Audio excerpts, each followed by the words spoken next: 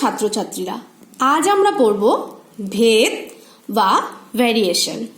এই ভেদ সম্পর্কে জানার আগে আমাদের কিছু ধারণা থাকতে হবে, সেটা হচ্ছে চলরাশি এবং ধ্রুবক। এবার চলরাশি আমরা দেখে এসছি এক্স ওয়াই জেড, এগুলোকে আমরা কি বলতাম? চলরাশি। এবার চলরাশি কাকে বলে? কোনো রাশিমালায় বা সমীকরণের অন্তর্গত কোনো রাশির মান যদি পরিবর্তনশীল হয় তবে সেই রাশিটিকে আমরা বলবো হচ্ছে চলরাশি। অর্থাৎ এক কথায় আমরা বলতে পারি যে রাশি বিভিন্ন মান গ্রহণ করতে পারে সেই রাশিকে আমরা বলবো হচ্ছে চলরাশি। যেমন ধরো 5x + 7, এই রাশিমালায় এক্সটা হচ্ছে কি? চলরাশি। কারণ এক্স বিভিন্ন মান গ্রহণ করতে পারে এবং বিভিন্ন মান গ্রহণ করলে এই যে রাশিমালাটা রয়েছে সেটা বিভিন্ন মান হবে। ঠিক আছে, এবার হচ্ছে ধ্রুবক। ধ্রুবক কোনগুলি? এবার দেখো এই যে রাশিমালাটা রয়েছে 5x + 7, এই 5x এ x এর যে সহগটা রয়েছে সেটা কিন্তু 5, এটা কিন্তু সর্বদা 5ই থাকবে। তাহলে এই 5টাকে আমরা বলবো হচ্ছে ধ্রুবক। এবার চলো আমরা পড়বো ভেদ। এবার তোমরা দোকানে গেলে, দোকানে গিয়ে দোকানদার কাকুকে বললে, কাকু আমাকে 10 টাকার আলু দাও। তখন দোকানদার বলল 10 টাকায় তোমরা 1 কেজি আলু পাবে। ঠিক আছে, তাহলে কাকু 20 টাকায় কতটুকু পাবো? 2 কেজি আলু পাবো। ঠিক সেরকমই আমরা 30 টাকায় ক কেজি আলু পাবো? 3 কেজি আলু পাবো। হলো। এবার দেখো এই 10 টাকার পরিমাণটা যখন বাড়ছে তখন আমরা আলুর পরিমাণটাও কিন্তু বেড়ে যাচ্ছে।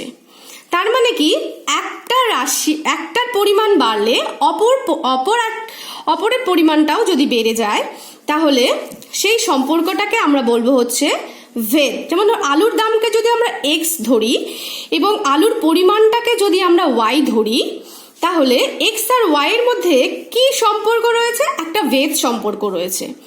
এবার আমরা এই ভেদটা কত প্রকার হতে পারে? একটা হচ্ছে সরল ভেদ, আরেকটা হচ্ছে ব্যস্ত ভেদ। এখন দেখো এখানে কি হয়েছে?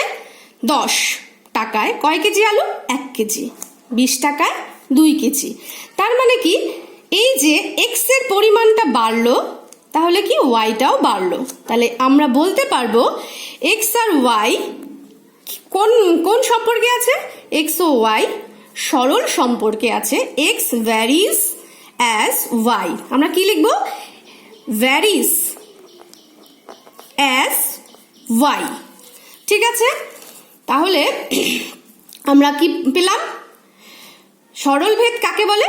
মানে দুটি চলরাশি, এখানে এক্স ও ওয়াই দুটি চলরাশি এমনভাবে সম্পর্কযুক্ত যে একটির মান যে অনুপাতে বাড়ে বা কমে অপর রাশিটির মানও একই অনুপাতে বাড়ে বা কমে। তবে একটি চলরাশি অপরটির সঙ্গে কি ভেদে আছে?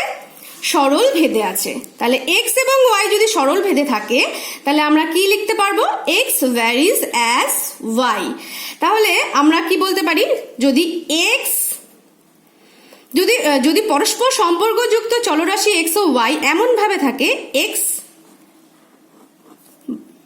এবং ওয়াই, তাহলে এক্স এবং ওয়াই এর যে অনুপাতটা সেটা সর্বদাই কি আসবে? ধ্রুবক আসবে। তখন আমরা বলবো এই যে কেটাকে আমরা বলবো হচ্ছে অশূন্য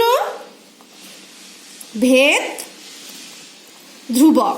তাহলে আমরা বলবো এক্স ভ্যারিজ অ্যাজ ওয়াই। ঠিক আছে, ধরো এরকম, এবার ধরো তুমি কোথাও ঘুরতে গেলে, সেখানে তোমার 15 কিলোমিটার রাস্তা যেতে হবে। ঠিক আছে, তুমি গেলে 10 কিমি পার ঘন্টা বেগে গেলে তোমার সময় লাগলো কত? 1 ঘন্টা।